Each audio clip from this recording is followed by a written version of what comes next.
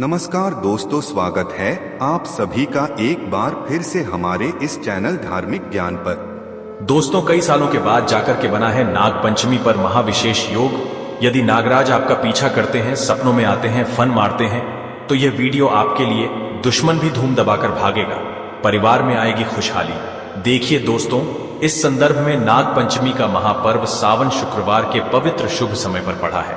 ऐसे में जब नाग पंचमी शुक्रवार के दिन पड़ती है, तब भगवान विष्णु प्रसन्न मुद्रा में होते हैं। यानी आप भगवान विष्णु से जो भी मांग ले, आपकी हर इच्छा शीघ्र ही वो पूरी कर देंगे।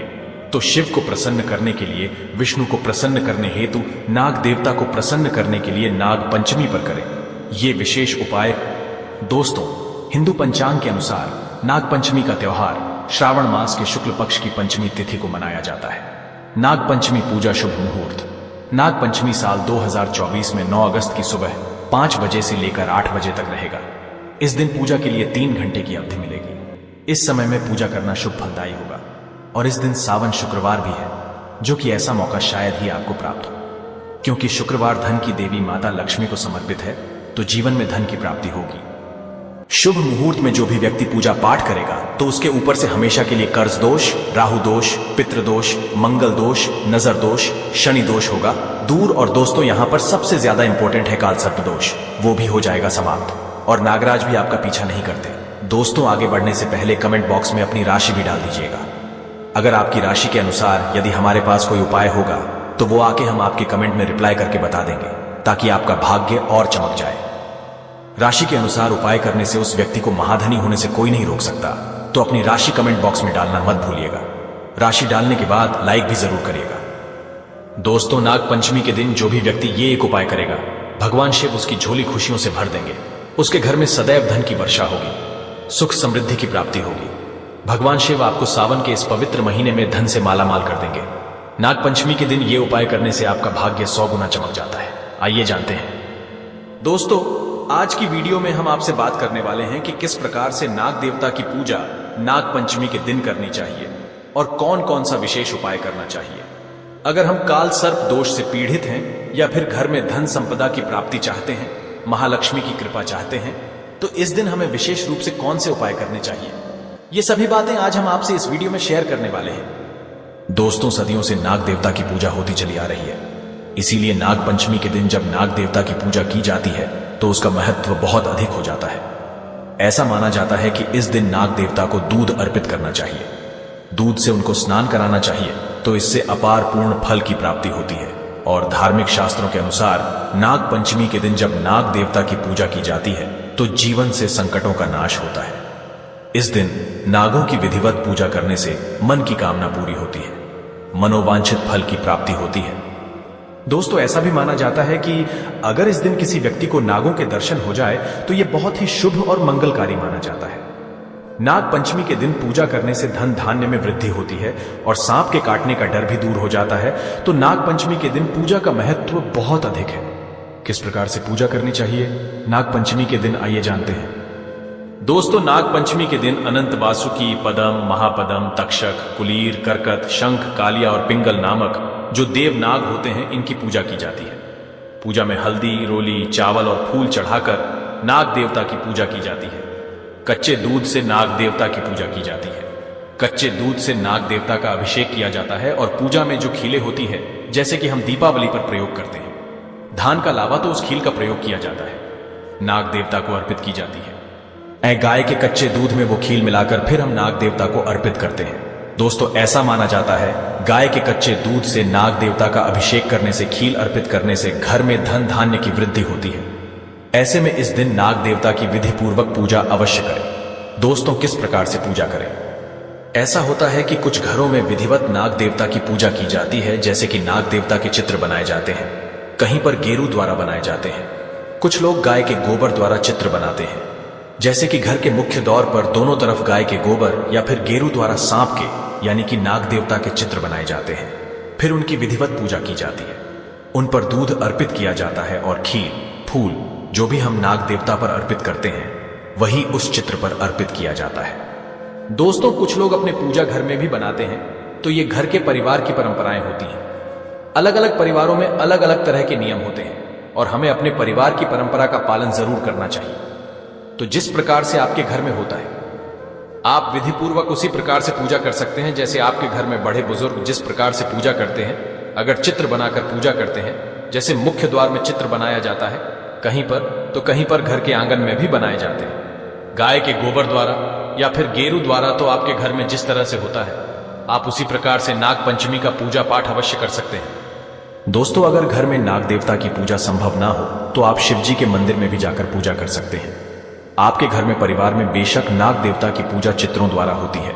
अगर आप नहीं कर पाते हैं और आप घर परिवार से दूर रहते हैं, तो ऐसे में आप शिव मंदिर में जाकर, शिवालय में जाकर विधि पूर्वक भगवान शिव का अभिषेक करें। और ऐसे में उनके साथ ही नाग देवता की पूजा भी संपूर्ण और सफल मानी जाती है। नाग देवता प्रसन्न हो जाते हैं। दोस्तों, नाग देवता पर आप गाय का शुद्ध कच्चा दूध अर्पित करें। आपके पास जो भी सामग्री है उसे अर्पित अवश्य करें। नाग देवता की पूजा करते हुए आपको मंत्र का जाप करना है।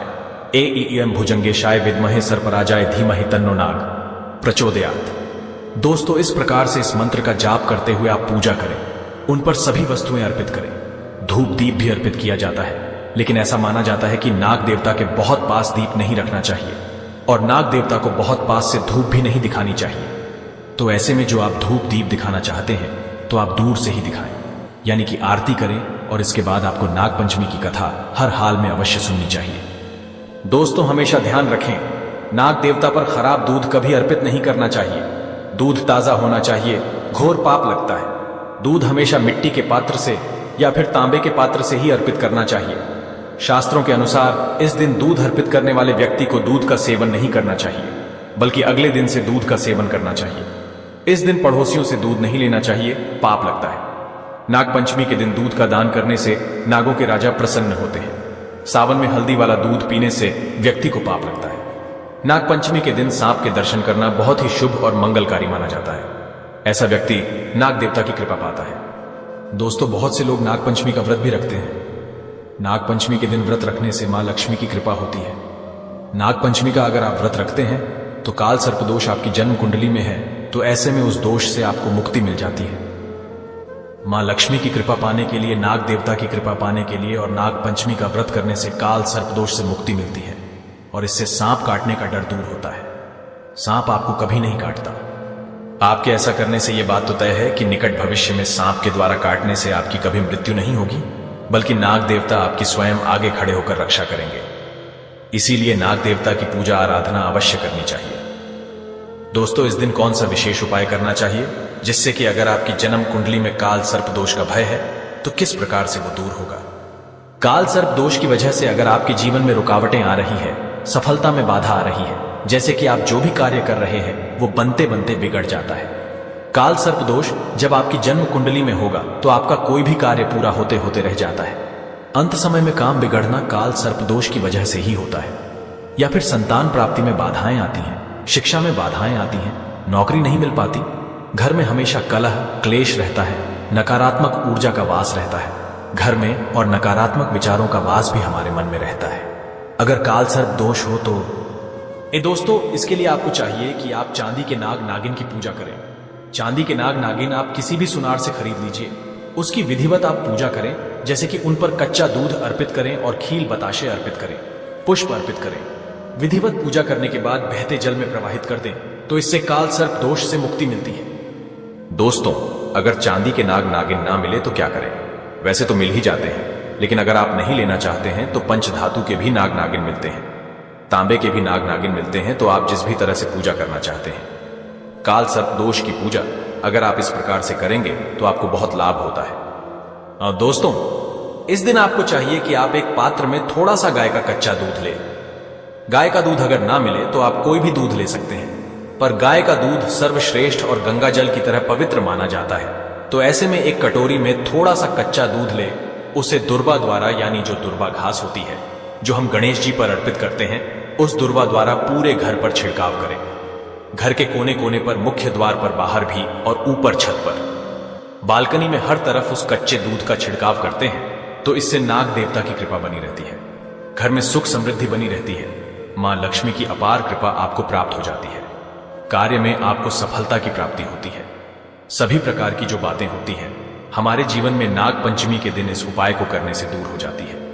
दोस्तों, इस दिन घर के मुख्य द्वार पर दोनों ओर गाय के गोबर से या फिर गेरू द्वारा अगर आप सर्प बनाते हैं, फिर उसकी विधि पूर्वक पूजा करते हैं, जैसे कि दूध, खील, बताशा अर्पित करते हैं, तो इससे आपकी जो परेशानियां आपके घर में है, जैसे नकारात्मक ऊर्जा आपके घर में अगर प्रवेश करती है या फिर आपको बार बार असफलता की प्राप्ति होती है, धन का आगमन नहीं होता, बार बार धन का नाश हो जाता है, तो इससे मुक्ति मिलती है। मतलब ये उपाय आपके धन वृद्धि के लिए सर्वश्रेष्ठ माना जाता है। दोस्तों, अब जानते हैं, अगर नाग पंचमी के शुभ अवसर पर अगर किसी भी व्यक्ति को सांप की केंचुली मिल जाए तो होते हैं ये फायदे।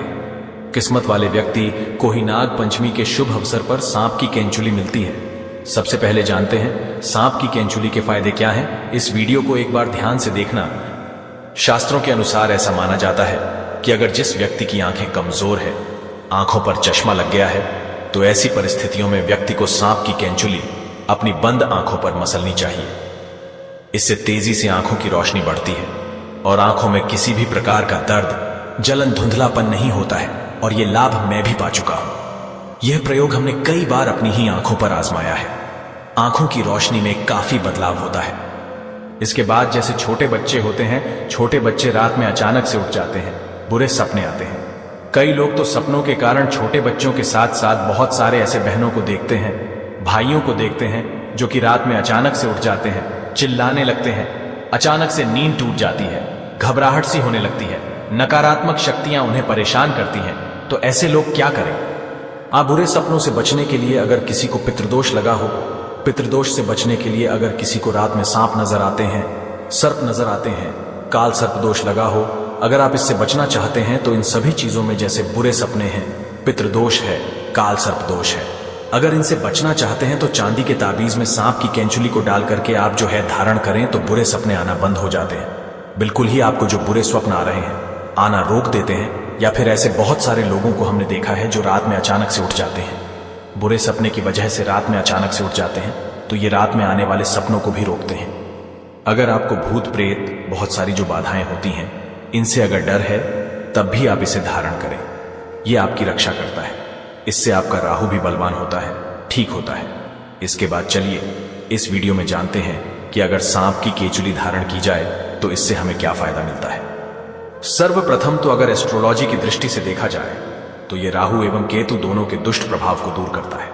दोस्तों, हम यह भी बताएंगे कौन से सांप की केंचुली इस्तेमाल करनी है और कौन से सांप की नहीं। वीडियो को अंत तक जरूर देखना, क्योंकि अधूरा ज्ञान हमेशा खतरनाक साबित होता है। क्या पता आपने गलत सांप की केंचुली इस्तेमाल कर ली और इसमें आपका ही नुकसान हो जाए, यानी आपको फायदा नहीं मिलेगा। दोस्तों, आप जानते हैं सांप की कौन सी केंचुली सर्वोत्तम और मंगलकारी और आपके लिए शुभ मानी गई है। कौन सी केंचुली इस्तेमाल करनी चाहिए और प्रभावशाली लाभ किसके हैं, आइए जानते हैं।